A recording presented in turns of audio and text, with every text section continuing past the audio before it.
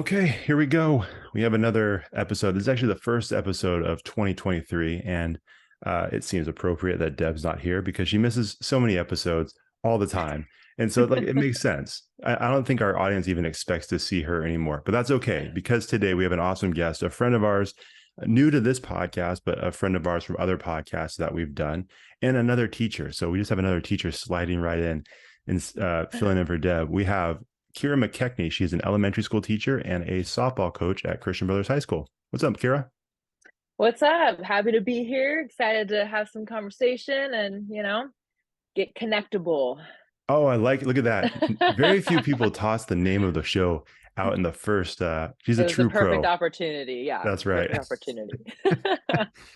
She is a true pro. And like I said, I'm not lying when I say she is a friend of ours as a podcaster because when we first, and that's actually how we start the show off. We explain to people how we're connected to our guests. And so for you, we got connected to you through our Character Combine podcast. And the whole reason that we knew of you is because quite a few years ago, when we were still doing the Character Combine event for coaches and athletes, we actually presented you with an award. You were the female character athlete of the year for whatever year that was. And so, I was familiar with your name. I knew that, going into I don't know if you knew this, but like that whole process of trying to pick out an athlete for that, like we talked to quite a few people.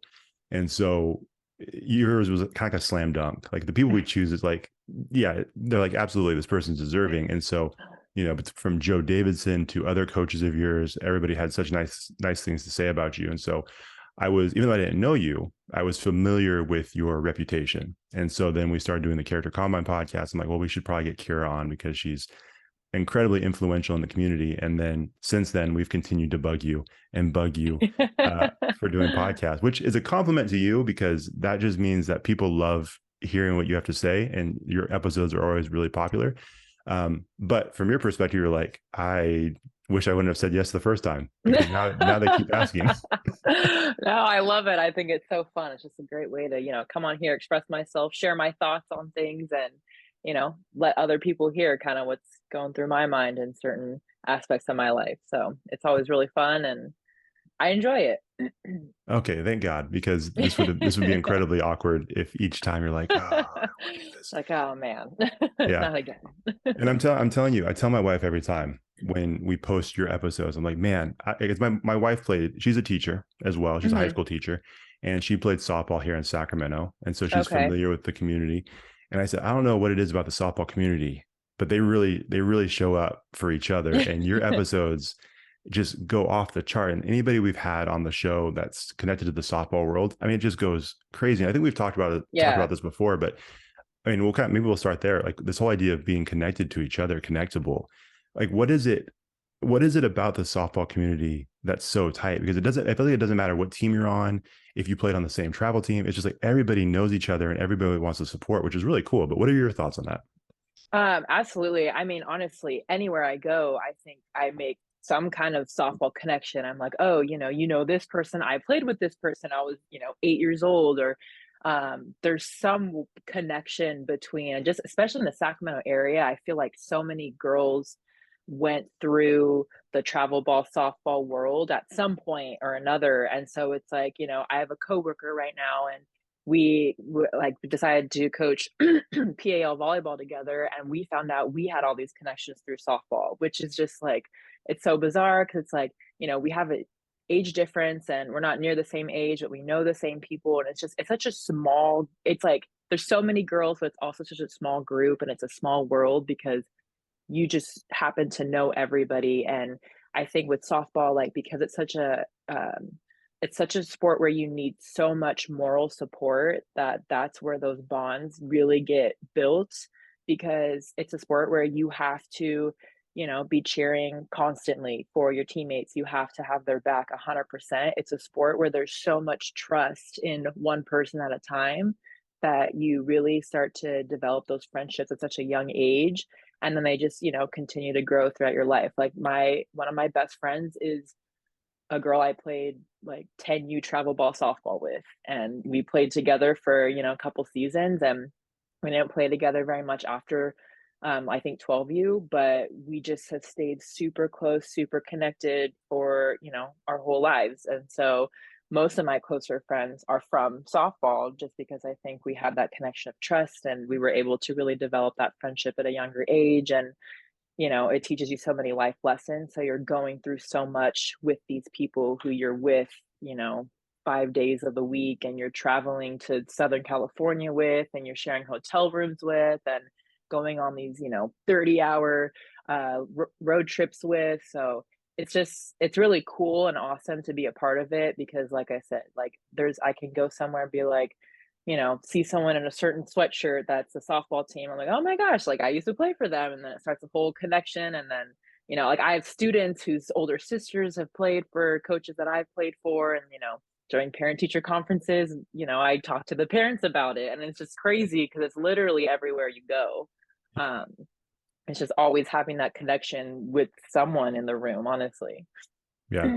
No, I love it. And I think it's such a cool community. And the more I've done, it's not like, again, not so much this podcast, but other podcasts that I've done where we are connecting with softball coaches and athletes, it just becomes more and more apparent that it is a really tight community. In fact, I've joked with you about this before. Somehow we have a connection to Christian Brothers a lot lately. Like I've done a podcast since I recorded with you last. I recorded with Lucas Still, which was a lot of Okay, yeah. fun. And then I also he got me connected to Taylor Jackie, Yes, and yeah. both incredible people, all three of you. It's like, I don't know what's in the water at Christian Brothers High School, but some good stuff is happening there. Yes. Which is a lot of fun. And so it's a cool connection. And this just hit me, and I was going to bring this up to you and I didn't put it in my notes. So something just got sparked in my head. Okay. So I'm a huge Green Bay Packers fan. I have been my entire life. And a little while ago, I saw you post a picture of you and Aaron Jones. That was wild to me. And then I didn't even click until I saw a picture. I was like, oh yeah, he went to UTEP. You went to UTEP. And then and I'm like, that is really cool. So tell me a little bit about that. Like is it just being a part of the athletic community there and you guys just kind of rub shoulders? Kind of, yeah. So actually by the time I had gotten there, he had just been drafted. So I got there a little bit later, but he was like there visiting one weekend and we just happened to be out at the same place. And so my teammate and I were like, oh my gosh, like, it's Aaron Jones. And so we like introduced ourselves and we're like, can we get a picture with you? And so we took a picture with him. And actually my fiance, they were really good friends at one point because they were teammates. Sure. So they really good friends, and so they kind of knew each other too, so that's like kind of also how I had interacted with him as well. But yeah, it was just like, opportunity presented itself. We're like, gotta take a picture. He's doing a pretty great job right now, so He's doing pretty good. why not? Yeah, so that's awesome. It's like a super small interaction, but yeah yeah, it did make me smile when I saw it. I'm like, oh, and like I said, it never really occurred to me, and then when I saw you two in the picture, like, oh, that makes a lot of sense. Yeah, that makes sense, right? Now let me ask you this, and if it's not true, just lie to me so it doesn't like break my heart. But it seems like he's just a really good dude. And is that true? Yeah.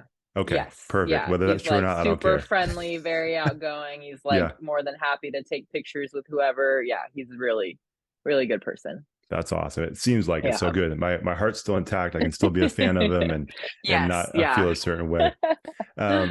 Well, and we were talking about this right beforehand, but you mentioned your fiance. So you over the winter break, you got engaged. Congrats to you. Yes, thank you. Absolutely.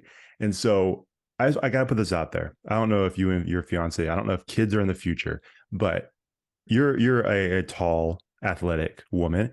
He is just from the pictures I've seen, he's a big dude, a big athletic guy. He's an lineman, so you guys are gonna have transformers for kids. Your kids are going to be massive and just like towering over people. That's going to be awesome. If you guys have kids, I don't know. Yeah, we will. But I know it's like kind of terrifying, but also like really exciting at the same time. But, we're like already picking out what sports they're going to play. And, hopefully they'll be, full ride scholarships to D1 Power Fives. But, we'll see. But they're definitely playing sports. That's not an option. I wasn't going to ask that. I feel like that would be a silly question. That's got to be, that's hands down. That's happening for sure. But that's awesome. Yeah.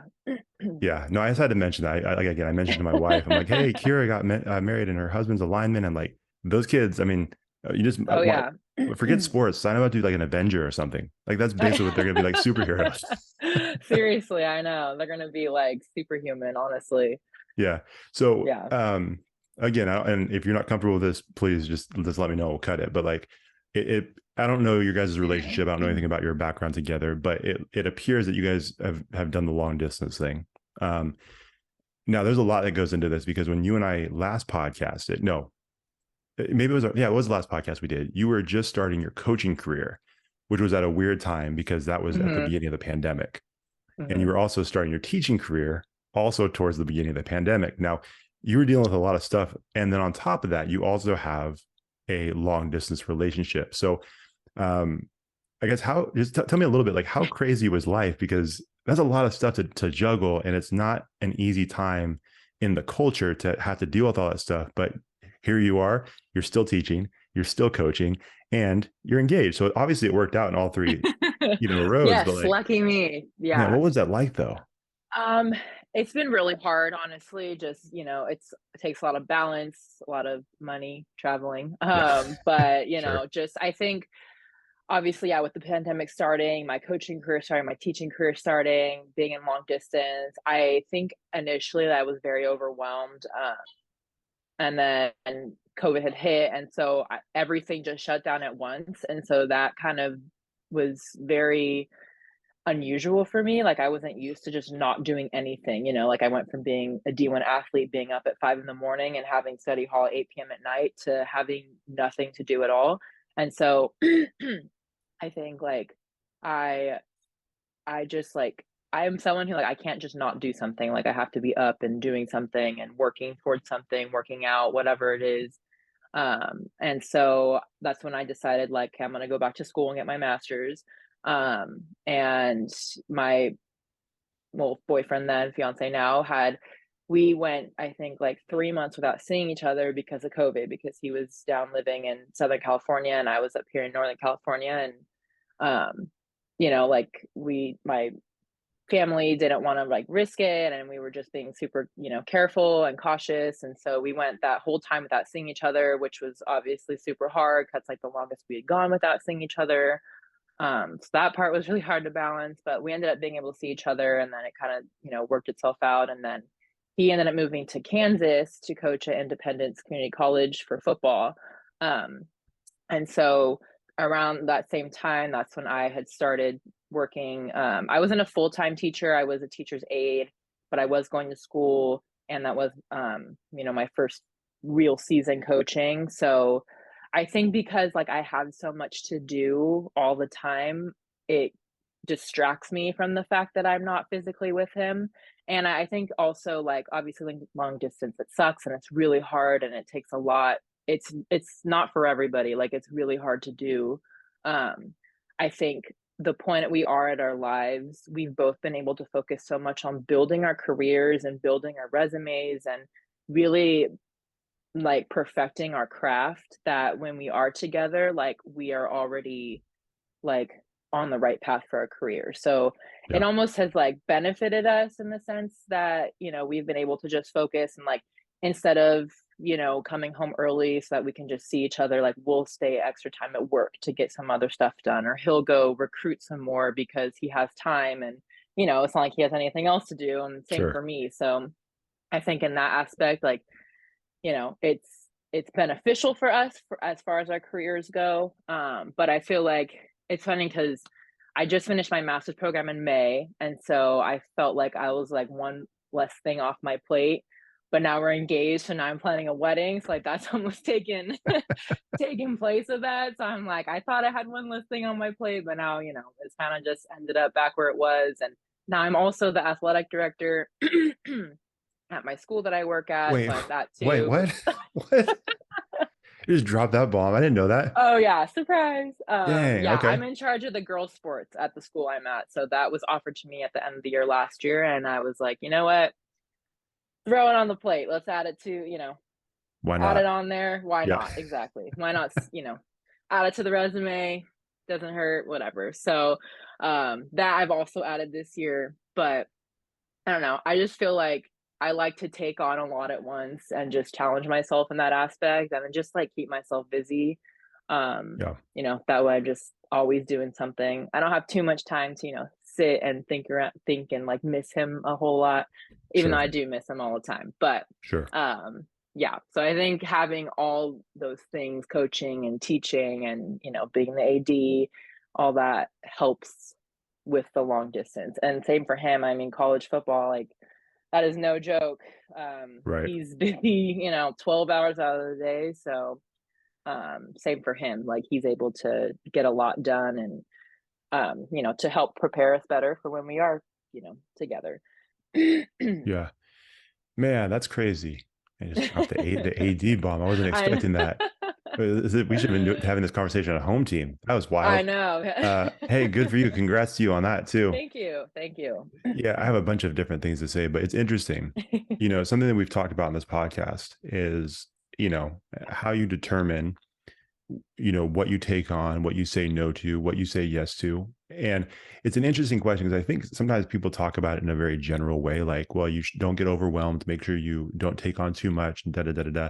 But I think though, like at least the older I get, I think you start realizing I don't think there's a clear cut answer across the board. I think for some people, they can take on a lot more than other people, and it's not necessarily a stressful thing to them. Now, if you gave Mhm. that same plate to someone else, they're like, I'm going to shoot somebody because this is way too much. And so it's Totally. interesting because I don't get the sense that you're someone who gets stressed out easily, but I also don't think it's like you're trying to, because I think some people like think they don't get stressed out, but really Yeah. there's bearing it. And then finally at some point, bam, they They just snap. lose their Yeah. Yep. mind.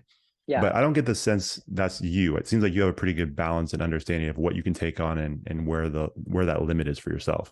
Yeah, for the most part, there's been times when I'll like kind of reevaluate. I'll just be like, hey, like, what do I kind of need to maybe step back on a little bit? Like, for example, I was coaching travel ball softball last fall, and it was a lot because with school, high school softball was rolling around. And I was like, hey, like this, I kind of need to take a step back from this. So I am very I'll reevaluate when I feel it's necessary, but for the most part, like, that's been one of my things forever. Like, I will just keep taking on everything that I'm asked to do, and, obviously, there's days where I'm just, like, exhausted, but, I just keep pushing through, and I think part of that goes back to just being an athlete. Like, I'm used to having 20 things on my plate every single day that I have to do and get done in a timely manner. And, it's just how I was raised. And I was raised to do without complaining, get it done to the best of my ability, and like, um, get it done by when it's supposed to be done. So I think, yeah, how I was raised, just growing up in sports and athletics, um, playing college sports, totally made me that way where I feel like I can take on a lot without getting super stressed. Obviously, there's moments where I'm just like, oh my gosh, like Sure. I get overwhelmed. But I don't think it's, to the point where I just shut down in all aspects of what I'm doing. I still try to be as productive as I can, even when I am feeling overwhelmed. But like I said, I like having a lot to do, even when I do get exhausted, 'cause I'd rather have something than just like sit around all day and, not have anything to do. Yeah, no, I agree. I do think, as we've talked about before, I think the athletic mentality is such a huge benefit. This is not a sports podcast, but you guys know this. Like, it's going to Yeah. happen. Yeah, it's This is how bound I to started happen, right? podcasting. But I think it's just such a massive benefit to all areas of life. But I do think it was interesting, kind of going back to you guys doing the long distance thing, and you guys both. It sounds like have a very similar mindset where it's like, hey, Mhm. this is a bummer. Obviously, we would love to be together all the time or more often, but this is the situation we're in. We got to keep moving forward. And I imagine that same thing, that athletic mindset has to help, because the bottom line is you have some people that would just kind of sit there and, I don't want to say pout. Pout's too strong of a word, but like just be bummed out the whole time because they Yeah. want to be with that person. And they But would let it affect them in their daily right, life, right? Yeah. right. But I think we both know, coming from the athletic world, like you can do whatever you want. You can sit there and be bummed out all you want, but the bottom line is it's not going to change. And so Exactly. you got to just make the best of the situation and just move on to the Mhm. next play, not the next Yeah. person, but the next play. Right. Yes. Yeah. Well, don't want to Exactly, get yeah. that No, misconstrued. yeah. Um, yeah, but you just got to move on to the next play. And then eventually you got, like you said, everything you guys handle now is going to be a benefit and hopefully take some stress off your guys' plate when you guys are actually are together. And Yeah, so, right. yeah, I think it's just a really smart way of looking at that. And I 100% believe it is that athletic thing Mhm. that's inside of both of you guys that kind of helps you survive all of that stuff. So, Yes, um, exactly. well, and I think, you know, it's cool. So, I think it was over the summer or last spring, we had the chance to come out to your practice. Yes. Kevin, our friend of this podcast too, Kevin Bracey, and I just sat up there and took some pictures for Kevin. He did the hard part of speaking, but it was cool though because I had a chance to meet your dad who Yes. coaches with you. Awesome dude. Mhm. That was my first time meeting him. And then I've never met your mom, but I know that she follows some of our different podcasts, and you can tell Mhm. just from her comments and the things that she shares, she's super supportive too. Yes. So I imagine having an awesome support system like that is really helpful during those difficult times too, as you're trying to juggle, like we talked about, new career, new coaching, pandemic, long distance. Like, how much of a benefit was having just awesome people like your parents in your life that could help support you during that time? Huge. I mean, even them, they both, played sports in college. So it's like having them just as role models, Yeah, growing up my whole life. And they've always been supportive. But they've also held me accountable for my actions throughout my whole life, which obviously I think benefited me a lot. And they were tough on me and there was tough love, but, I'm grateful for it. And I'm super close with both my parents, and just having them in my corner has just helped me grow a lot. And they're just people that I can always look to, and especially with coaching, like, having my dad, like, there's some times where he is my dad, of course, and I'll be like, all right, like, I am the head coach, like, let me, do my job. But yeah, there's other moments where he'll, like, I might be really irritated about something, and he'll kind of bring me down a little bit. Um, so he kind of will balance me out in that sense. And so that's always good to have. And then my mom, like, she's just like my best friend. So she's yeah. always just an ear and when I need it. And she's supportive of what I decide to do. And it's just, it means a lot to have them, supporting me and then they support my siblings the exact same way. And through academics, with sports, with, our religious life, just all of our aspects in life. They've always been there, and it's great to have because, sometimes you see there's that dynamic isn't everywhere. And so it just makes me feel that much more lucky and special that, I have that connection with them and that they support me the way they do. Yeah, that's awesome. Um, and I've said this before, I'm gonna say it again because for a new audience, you and your mom look exactly alike. I'm sure you get that all the time, All the time. all the time. Yes. Sometimes, like if your mom comments on something that we post, I have to be like, okay, it's your mom, not Kira. Make sure I know I'm talking to the right Oh, that's person. so funny. Yeah. Um, yeah. Well, I think, and correct me if I'm wrong. I think this was you. If not, just let me know. But I think your sister went to, was it prom or something last year, and you Mhm. guys posted a picture, and your dad was holding it was next to her with a gun. I'm Yes. like, that's the Yes. guy you want in your corner. I'm a dad of two very young girls, so I'm like, I'm taking notes. I'm Mhm. like, all right, that's interesting. Yeah, you're like, that's when That's a good idea. I like when they get that. to high school, yeah, you gotta take that picture, you gotta send the message right away. Yep. Yeah. So He I'm did I'm that with taking my notes. prom too, so it's like the, infamous Kenny picture, I love that. but yeah. Okay, well, It's so great. again, since like I said, I have two young daughters. They're not even close to that point. Although time really does fly, so I'm trying to hold them, keep them Mhm. as young as possible. But I know eventually, at some point, they'll grow up, and it will be that point. And hopefully one day they'll be in the same position you are, where you're getting engaged to an awesome guy. But I have to ask, as a dad, like, what was it like an automatic connection between your fiance and your pops, or was there some hesitancy? Like, because I mean, you're the oldest, right? Yes, I am the oldest, yeah. Man, yeah. So Yeah, so that's I know, I'm setting the bar here, right? yeah. So No what was that pressure. interaction like? I mean, my dad is a very just social butterfly. Like, he Yeah, loves I human could tell. interaction. You could totally tell, right? 100%. And so my fiance is very similar. They're similar in the aspect that, like, people just love them, and like not a whole lot of people have bad things to say about them, like, Sure. ever. And if Sure. they do have something bad, then it's probably them. So It's it's on that like they're person. just, Yeah. yes, it's like they're both just people that everyone loves, everyone adores. And so right off the bat, they just connected, and conversation was super easy. And Obviously it's been hard because, like, when him and I were physically together, we were in Texas. So, his time with my family was not like he didn't spend a whole lot of time with my family, but obviously, we've been together for 4 years now. So he's been with my family a little bit more, but Sure. there's never been like an awkward moment. They get along great.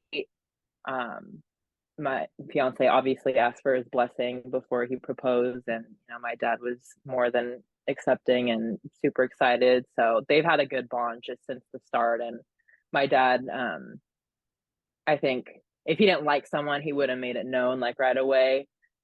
Sure. But yeah, from day one, they clicked and got along well, and their personalities are similar. And um, yeah, they're just both very like easygoing, outgoing, easy to talk to. So they just kind of have that connection right off the bat, and there's nothing really to worry about. So That's awesome. Hey, well, that's yeah, always a good thing because I've heard yes, you hear horror stories. I'm like, oh, this is gonna be yeah, a very long life for you guys. you're Good like, luck. yikes, yeah, Yeah, right, the in-laws and whatever, yeah.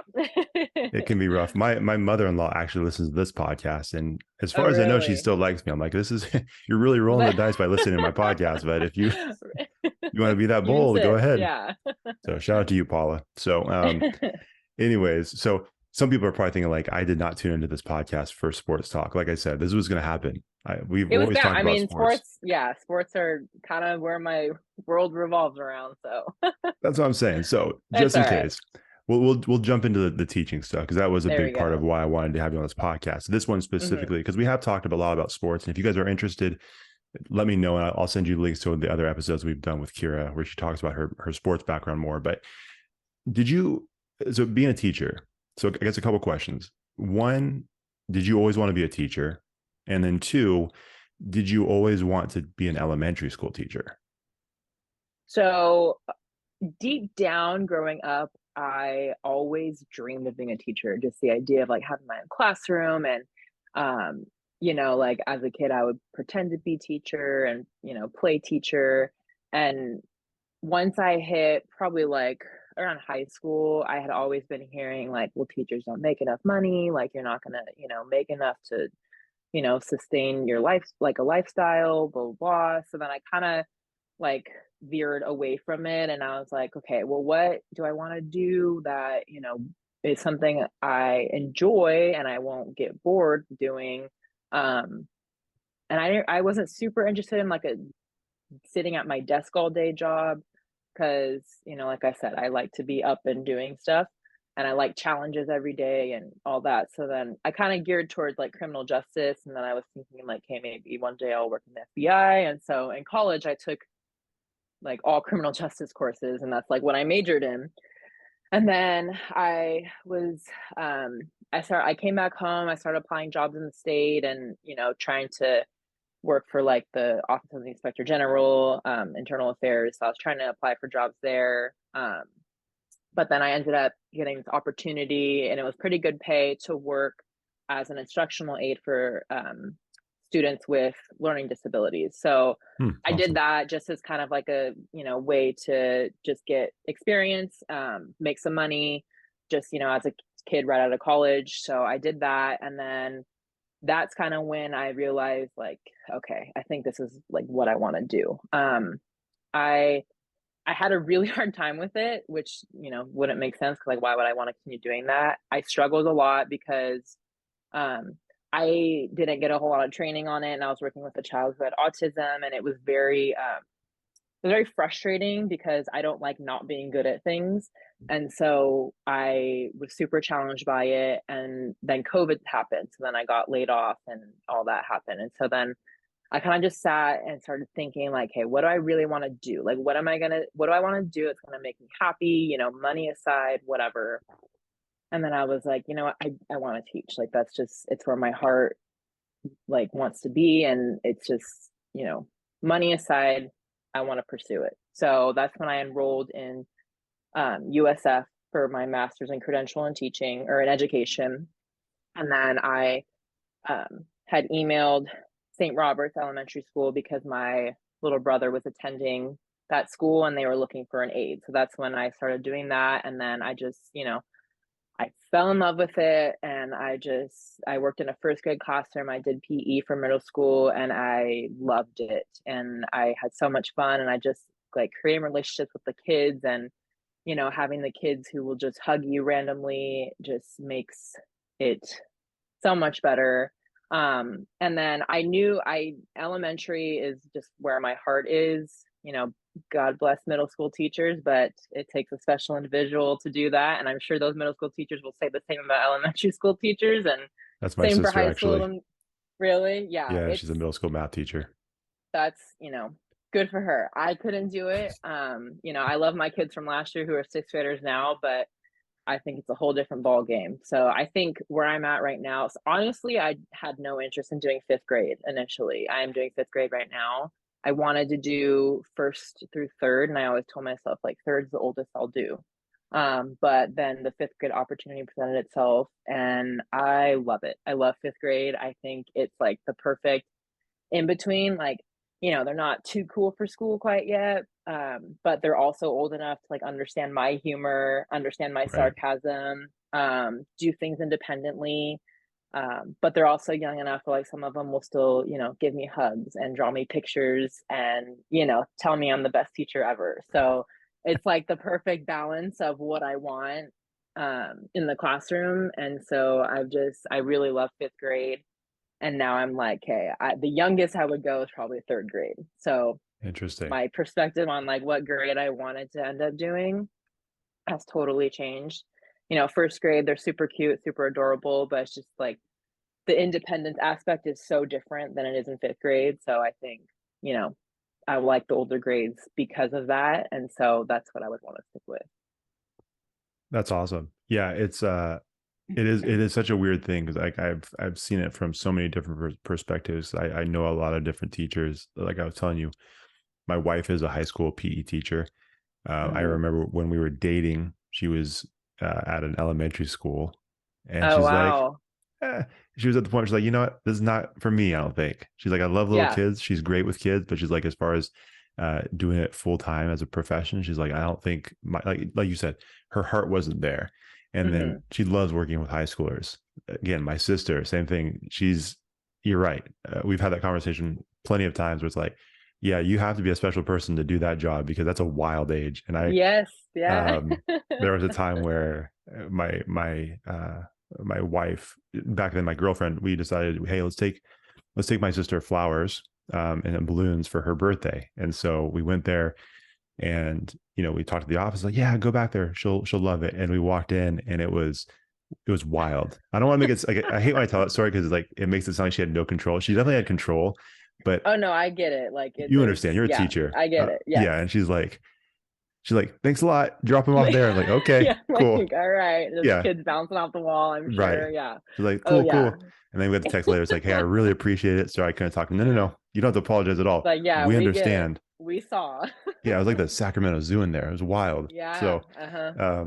but no, it's so cool, and it's got to be such a cool feeling for you when you're navigating through the whole teaching thing and trying to figure it out. And once you find that age that you want to teach, I mean, it's got to be like the best thing in the world because like you just feel like Hmm. you feel at peace and you feel like, hey, I know for a fact this is where I'm supposed to be. That's got to be such a Yeah. cool feeling. It is. It's awesome. And just like, coming to terms with it. Like it took me a while, I think, to like realize that's what I wanted. I think like last year I kind of struggled a bit because, it was my first year. I had a really large class and a lot of differentiated learning levels. And so I think because of last year and because of how much I struggled, like I've grown to appreciate it so much, and just like I've learned so much from like the kids even too. And it's like, they're in fifth grade, they're 10, 11 years old, some, maybe 12, and they challenge me sometimes, and like they challenge my thinking, and it's fun to hear how high level thinking they can have sometimes. And it's like you wouldn't think like a fifth grade is going to challenge their teacher and like ask a question, and you're just going to be like, oh my gosh, I have no idea. But it's like hearing like their thoughts sometimes. It's like it's so interesting of like how their brains work. And so fine, like I've grown to just love fifth grade a lot. Like I said, at the beginning of last year, if you would have asked me that question, I would have said absolutely not. I want to do younger grades, but just over time and these last 2 years of sticking with fifth grade, it's just yeah, I love it, and I think this is just my niche where I belong in this Yeah. age group. Yeah. Well, and I imagine that there's a really interesting thought that you said about hearing their thoughts and how their thoughts challenge yours. Because I mean, that is a really interesting age. Like you said, they're not too cool for school yet, but Hmm. they're still. I guess it feels like there's still that like that wonder, that Yeah, imagination that's still there, and so I'm sure you get some wild questions because there's nothing there. There's like no ceiling on their thoughts, right? There's not like this box right. that they're trying to contain their ideas and thoughts. They're just basically kind of free to think whatever they want to think, Exactly. and Yeah, they're gonna say it, which is probably a wild thing. I'm sure it you have some is. stories. Oh, yes. Yeah, it's like, oh, we're having that Yeah. conversation today, but Okay, that's yeah, but yeah. that would be a really cool thing, and that actually kind of leads me to my other question for you that I had about, obviously you haven't done it super long yet, but it's teaching is one of the more challenging jobs a human being can take on because you're dealing with human beings and you're dealing with young human beings that, like you said, are from different backgrounds, different walks of life, different thought processes, and so it's a really difficult job. What is one thing, if you had to, I'm sure there's a million things, but if you had to choose one thing that you would look at and say, man, since I started teaching, this job has really forced me to grow in this area. What would you say that one area is? Um, I would say, let me think. It's kind of a big question. Utilizing my prep periods. I Yeah. think that, yeah, that's been the biggest thing. Like last year, like I said, I was super all over the place. I didn't really know how to like, grade everything, put it in the grade book, but then plan for the next day, plan for the next week, get everything printed, do this, do this, do this, all in a 45-minute time frame. So I think this year, like I've just been a lot more balanced with that. And then also setting boundaries for myself. I think last year, like I would bring work home like every single day. I would grade at home. I would have my email on my phone. So I'd get, emails from parents at sometimes 1 in the morning. And so I deleted that off my phone and I'm like, I'll check my email when I'm at work, which is Yeah. like what most people would do. Sure. I haven't been bringing work home to grade because I think like I just like for me to be the best version of myself, like I got to have those boundaries because otherwise I'll burn myself out and I don't want to do that. So it's like I've learned how to properly fit all of those things into my prep period. And if there's one day like I might not get to everything, then there's tomorrow. Um, but like I'll always get it done when it needs to be done. That's never an issue. It's just I think, yeah, figuring out balancing those prep periods, balancing my boundaries. That's been like my biggest thing this year that I've changed from last year and grown a lot in because I felt so much pressure last year to get everything done like the day or the same day it's great or the same day they turn it in, like get it graded, get it in the grade book, whatever. But now I'm like, it's okay to take 1 or 2 days to put something in the grade book. Like obviously I'm not taking months to put something in, but Sure. a couple days here isn't gonna be a huge deal. So balancing that has definitely been my biggest area of growth. Yeah. That's interesting because that's something that, again, Deb, my co-host, being a high school teacher as well, she's Hmm. talked about that on this podcast before. This idea of people getting burnt out, people taking their work home, people having that. I think she said at one point she had her emails on her phone too, and it was just that bing, that ping, ping, ping. It's Yes, like, yeah, oh and you see it, and then you yeah, see it's like a long email, and you're like, oh gosh, like I'm off the clock. Like, why are you emailing me? So I've just learned to, it's tomorrow's problem. Like at this point, and right. I told the parents at the beginning of the year, I said, I'll email you between the hours of 7:30 and 4 o'clock. After that, you have to wait till the next day. And Which they yeah, understand, and like as long as you explain it, like they get it, because it's the same for any other job. Like you're probably, most jobs you probably aren't going to respond at 10 o'clock at night, right? So 100%. Yeah, and that's smart. And something that I've always talked about, and I've always tried my best not to sound disrespectful towards teachers because I understand it's a really difficult job. But one of the things that always bums me out, either I'm talking like back when I was in high school, And then even looking back through my work with different like character combat and stuff like that, and being on high school campuses, one of the things that bums me out about teaching is when you see a teacher who has lost all passion and Mhm. all almost like some of them have lost any compassion too. Like there's no compassion, passion. Like they've lost Mhm. all their will to teach. And I really do think a lot of it comes down to what you're saying. Like I don't think at a certain point they knew how to put the boundaries in place, and they Yep. got burnt out. And unfortunately, it wasn't just they just got burnt out, but it just basically sucked away all the passion they once had. Like I'm sure they were super, super passionate about teaching at one point and connecting with kids and helping them grow and learn. But it just got taken away at some point because of, how things were handled. And I really do Yeah. think a lot of it has to do with maybe not putting up appropriate boundaries at the beginning, Mhm. you know? Yeah, it's interesting because, like, I'm on TikTok or whatever, and so Sure.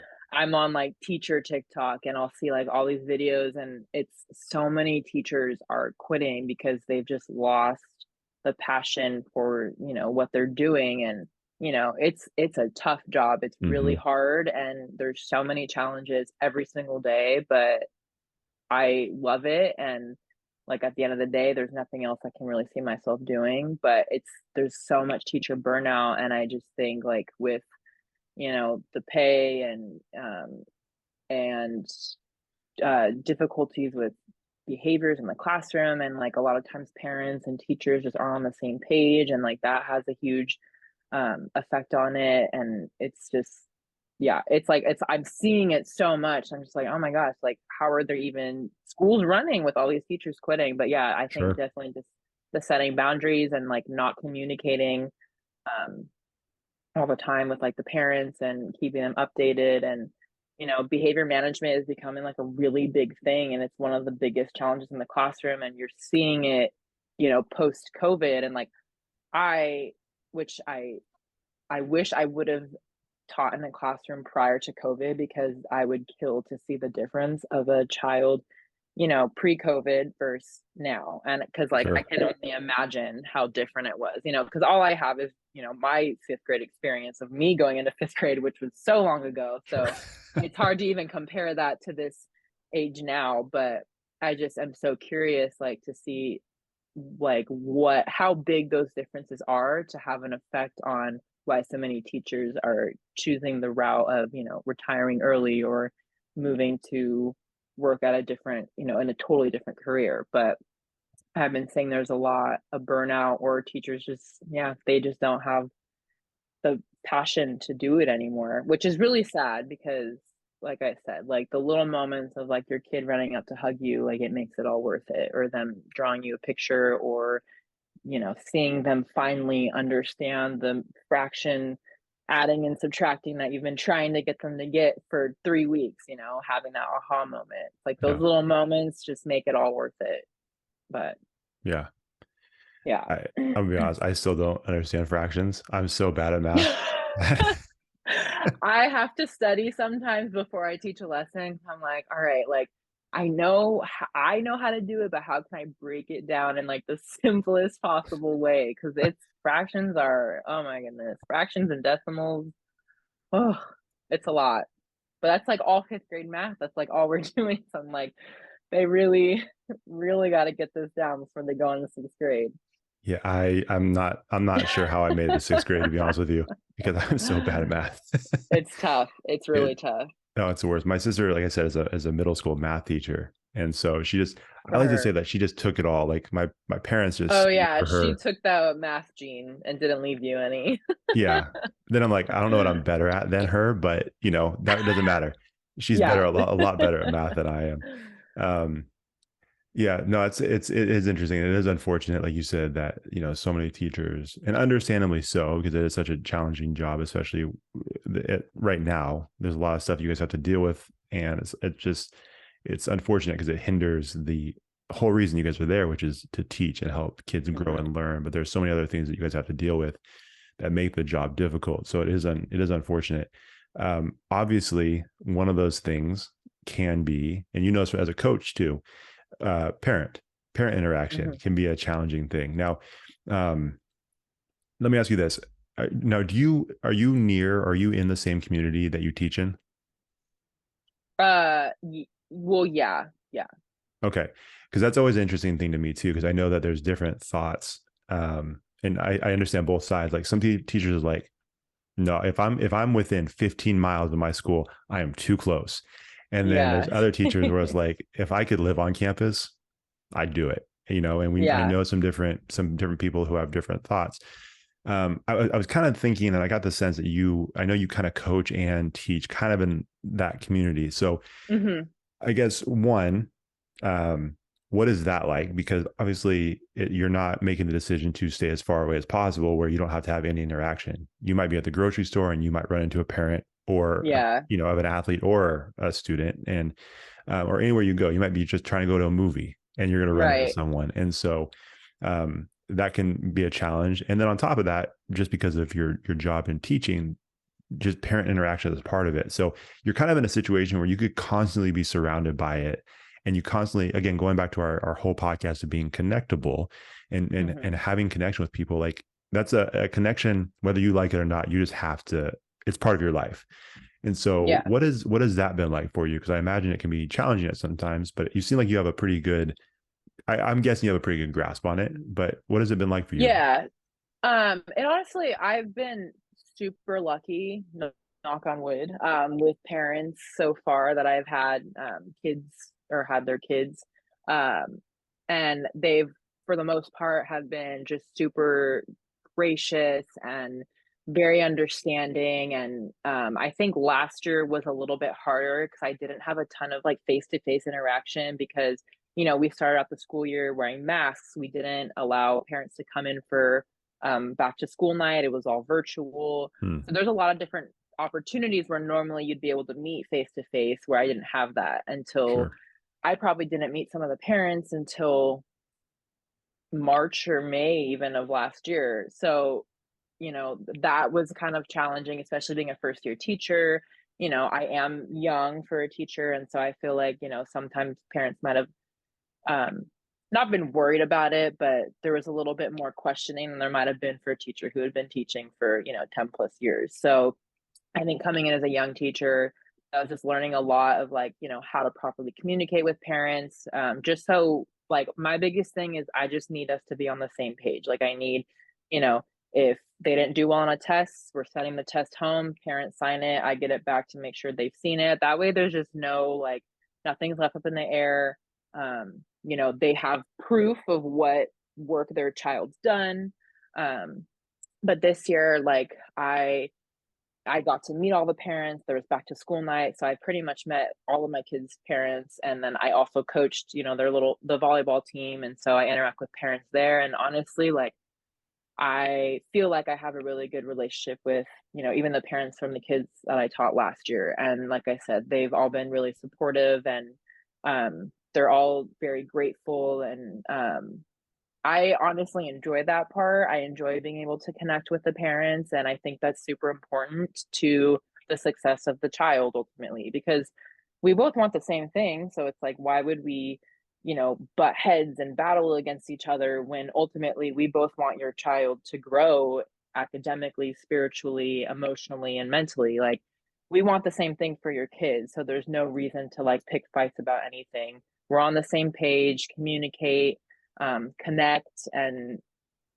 everything will work out. So I think, like I said, I've been really lucky. I'm blessed with a really great community of the school that I work at, where parents are amazing, and I have good relationships with all of them. And I wouldn't mind, like I wouldn't be like, oh my gosh, there's that parent, like I need to hide in the grocery store. Like I saw one Sure. of my students and her family at Christmas lights walking around, and I was like more than happy to like be like, oh my gosh, hi, and like me go out of my That's way to say awesome. hi. um so yeah, so like I said, I'm really blessed with the community that I'm at, and I really love it. And the parents have been supportive and great, so having that connection is awesome and really important. Well, it's okay. So between teaching and coaching, you're like a celebrity walking around. People are like, "Oh, it's Kira." Like that's got to be kind of cool.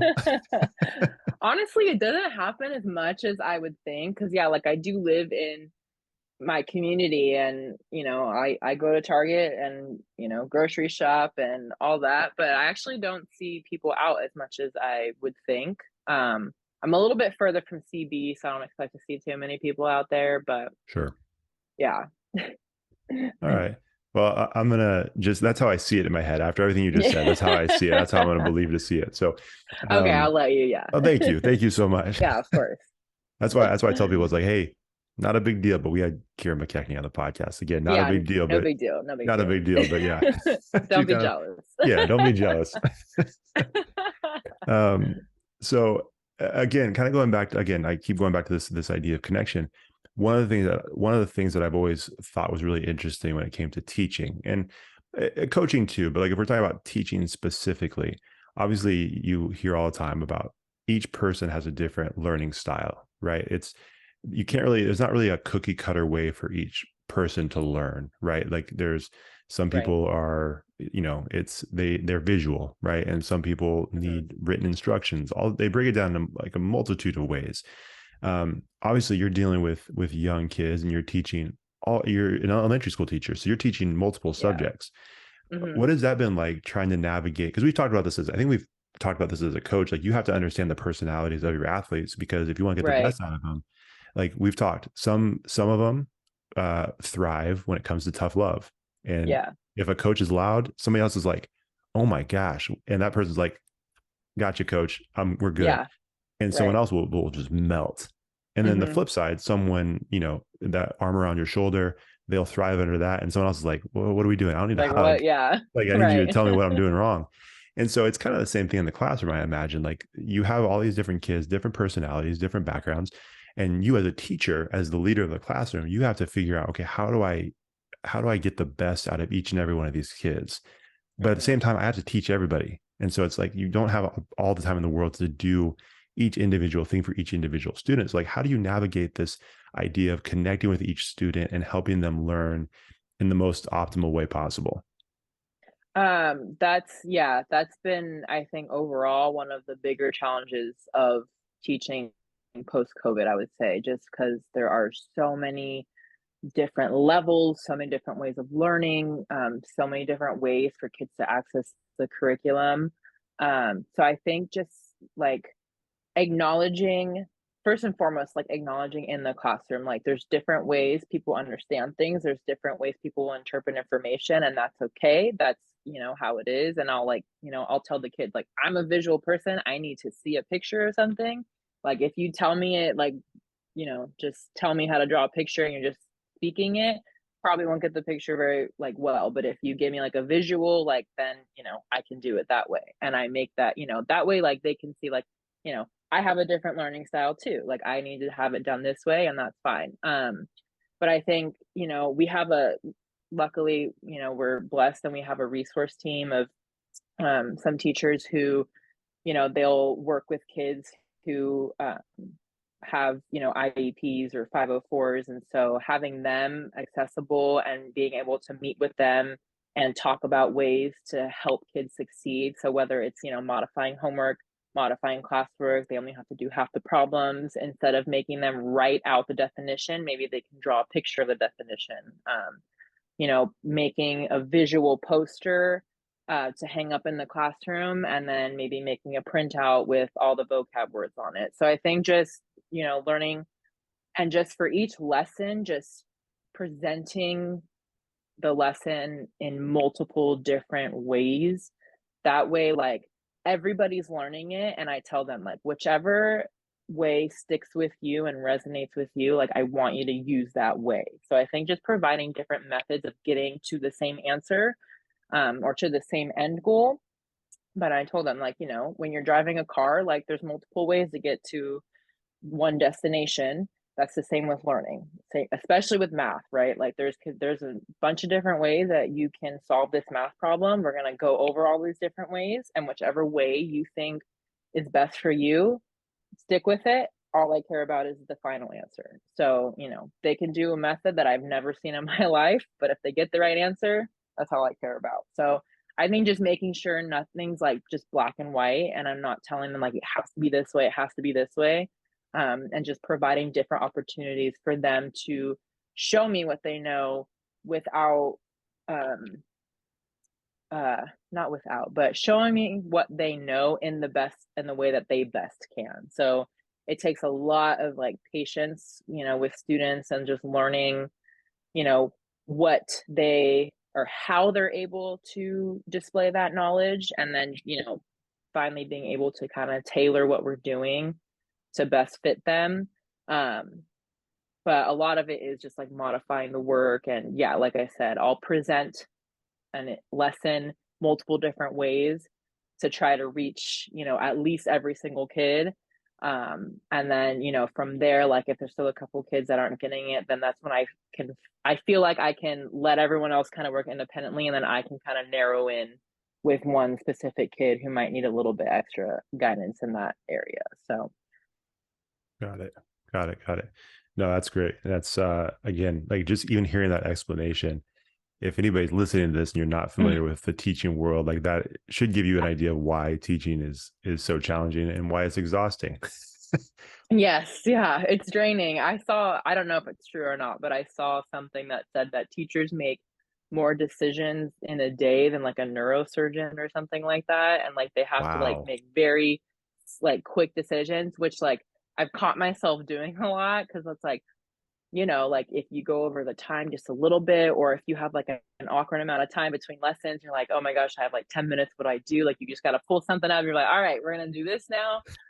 Or if like one kid doesn't show up and it messes up the whole group, it's like there's a lot of snap decisions that you got to make throughout the day. And, because like you don't want the kids to feel the unorganization, because then Sure. everything becomes disastrous. So you got to Right. make sure you seem like, hey, well, this is what we're doing next. I'm on top of it.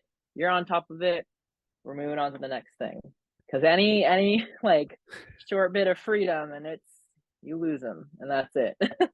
Yeah, they're like little sharks. They can see the blood in the Yes. water. It's like, oh, Mm-hmm. we, That's we've got her. exactly. We've got her now. She has no idea what she's doing. Exactly. Yep. Oh Yeah, yeah, man. they know it. It's yeah, that's a brutal job. Now, let me ask you, so this is just a completely random, but so when I was in elementary school, and maybe they're too young for this, but when I was in elementary school, like you would get to sixth grade and like the last week they had a softball game, right? And that the Hmm. teachers would play against the sixth graders. Is that happening? And are you just crushing kids' spirits? Like, hey, I'm gonna So build you up we all year, and then when the softball game comes, it's over. No more nice Miss McKechnie. It's done. yeah. I'm gonna So crush you. actually we get to do the eighth graders will play a softball game for staff and parents. So There it last is. year I got to do it and I played shortstop and I did not go easy on them. Why would you? I know exactly. So I was like, getting the ball and like making plays across the diamond, and all the kids were like out, 'cause all the kids came out and watched, and they were like, "Oh, like it was so much fun." So I was like, the competitive side of me, I'm sorry, I can't hold it back. So That's awesome. any opportunity like that, I'm out there. But yeah, so that's the thing they do every year. So I think like the second last week in May this year is when we'll do that against eighth graders again. I appreciate the fact that you know exactly when it's at. Oh yeah, I got on my calendar. I'm looking forward to it. I was like, that's like a true college athlete, like right? You know when like the big games are coming up, you mark them on the schedule, and Oh you look as yeah. soon as that schedule's posted, you look. That's the big game right now. I like that. Hmm. Now, did they know? Did the students know your background before, or were they just like Um, talking trash I the whole think week, and then it's like, oh, I don't know, cause like I don't so like I didn't know the eighth graders very well, but some of they my students last year were related to the eighth graders, so I think they might have just heard that I had played in college, and they're probably like, sure, all right, whatever. But then I think they were a little caught off guard that like I actually played in college right? and I played my whole life, so I actually knew what I was doing. But That's awesome. yeah. That's pretty cool. Just like this legend of Miss McKechnie just starts growing and growing. And it's like, oh, she's That's the hits. goal, yeah. Yeah, Leave my she. mark on the school. Yep. I like that. Awesome. Well, I don't want to keep you too long, but I do have a couple more questions for you. Yeah. One, obviously, we touched on this a little bit earlier about how you can take a lot on your plate without getting too overwhelmed, or you're able to manage that stress and the feeling of being overwhelmed pretty well, maybe more so than other people. But at the end of the day, we're all humans, right? And there's times where we Hmm. just like to breathe and kind of relax. What are some of the things that you like to do when you have some free time, if you're able to find some free time? Like, what are some of the things that you enjoy doing that kind of help take your mind off the craziness of teaching and everything else that you're doing? Like, what are those activities? Like, what do you personally enjoy doing? I so recently, and like I'll kind of go through like um I don't know what it's called, like I guess phases, not phases, but working out is like one of my best ways of like just taking my mind off everything. Might be super cliche being an athlete, whatever, but just going on like walking honestly on the treadmill for just 30 minutes, like it's just something about exercise that just, gets everything off my mind, especially at the end of the day. Like I feel like it's just the best way for me to just let go of everything and then, get ready to start the next day. So definitely that. Reading is another big thing. Reading is just like, total escape into just another world. And then watching Netflix, super basic, but or watching I've been watching Yellowstone recently, so that's kind of That's been good. my Yeah, yeah, way yeah. of winding down. So I've been super into that. Right now I'll actually go to the gym, I'll put Yellowstone on, and then I'll just walk on the treadmill for an episode. There you go. Two in one. Um, but yeah, just or I'll sometimes like I'll go hang out with my family and just, that's another way for me to kind of decompress and relax and, just be myself. But yeah, pretty, basic things. Nothing too crazy. Just, ways for, me to have well, and now another thing is for me to plan my wedding. So doing Right. that as That's kind another of a big thing for deal. myself. Yes, Yeah. yeah. But I'm enjoying that. That's something like I want to do in my free time that I'm looking forward to. So that's been another way That's recently. awesome. Yeah. Well, okay. So a couple of things. First of all, Yellowstone's awesome. I'm also a Yes. fan. My So good. my youngest brother actually put me onto that, which was a big deal because they've always said that I don't take their suggestions for TV shows. I'm not a huge TV guy.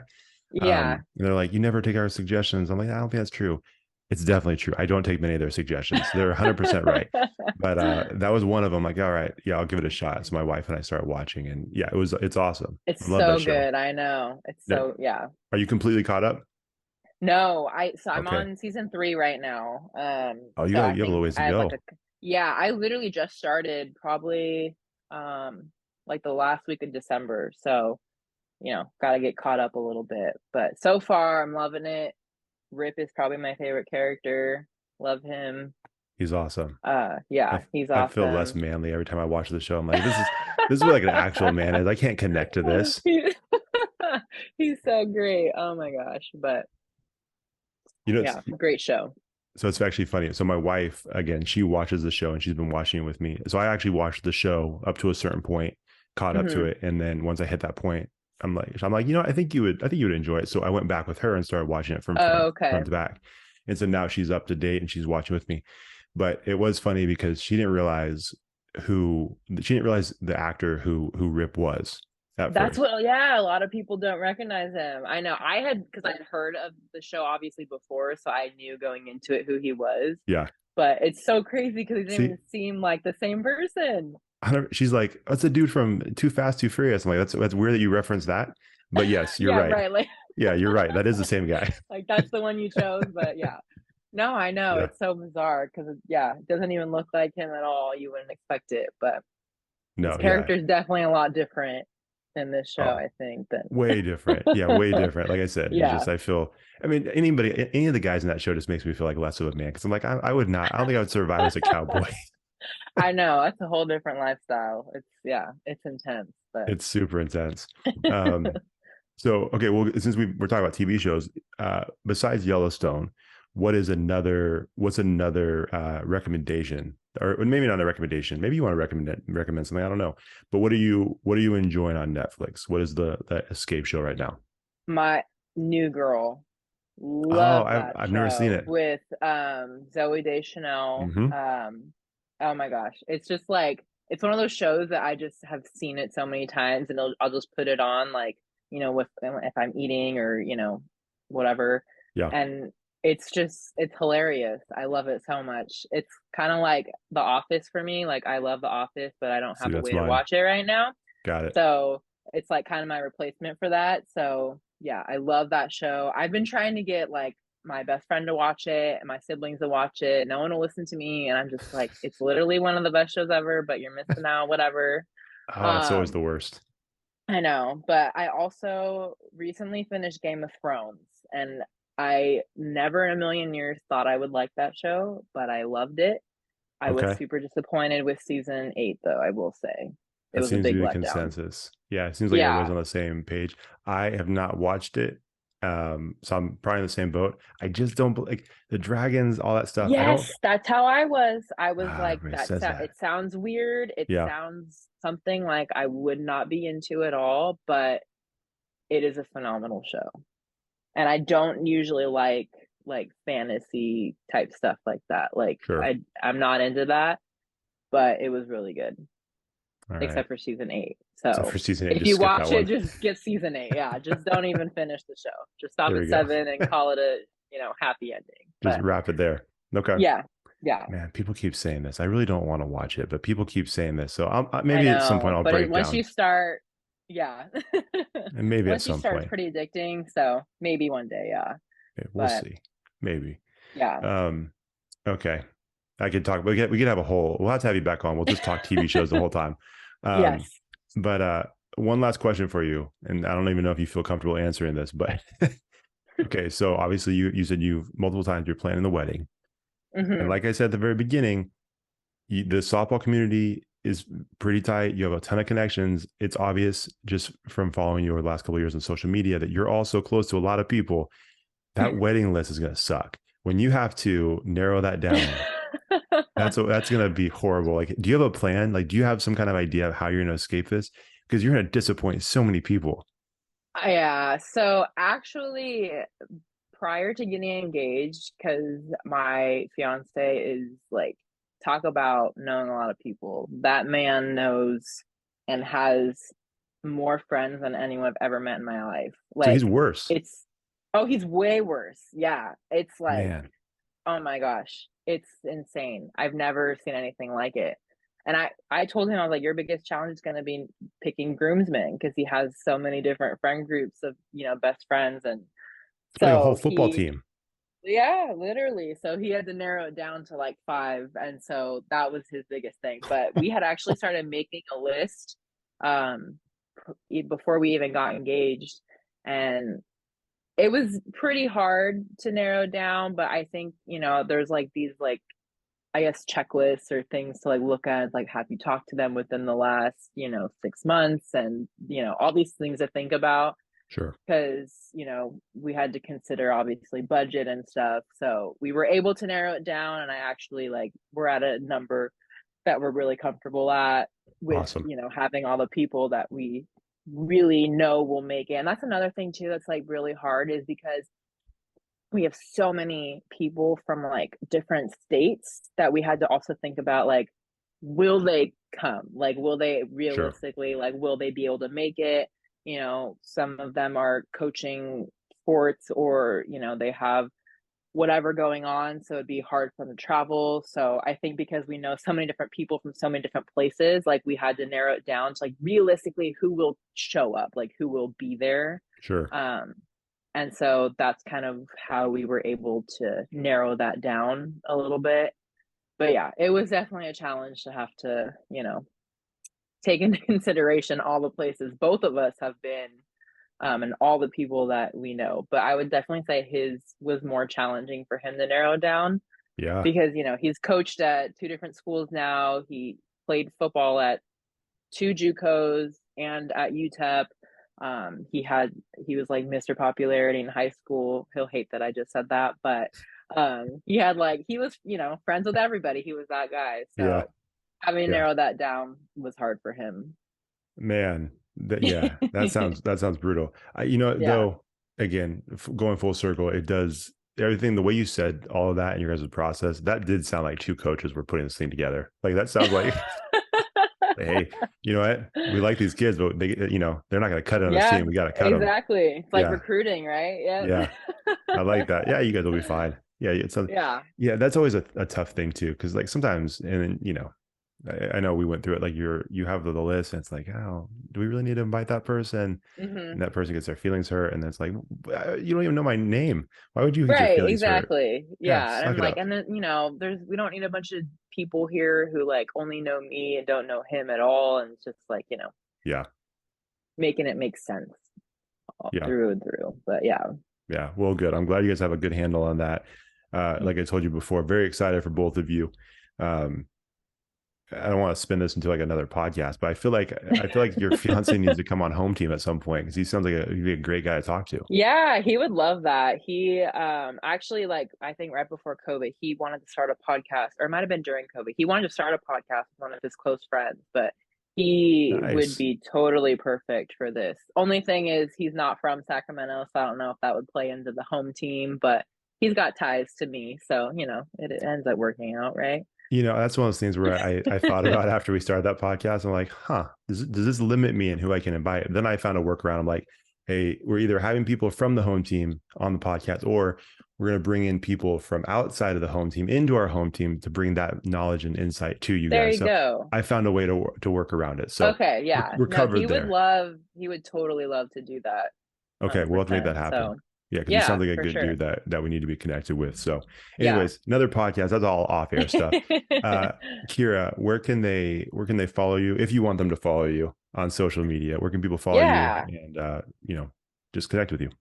So on Instagram, it's underscore Kira McKechnie, KIRAMCKECHNIE. I do have a Twitter page. I'm not super active on it, just, mainly softball stuff for me to keep up with, but it's just at Coach Kira underscore.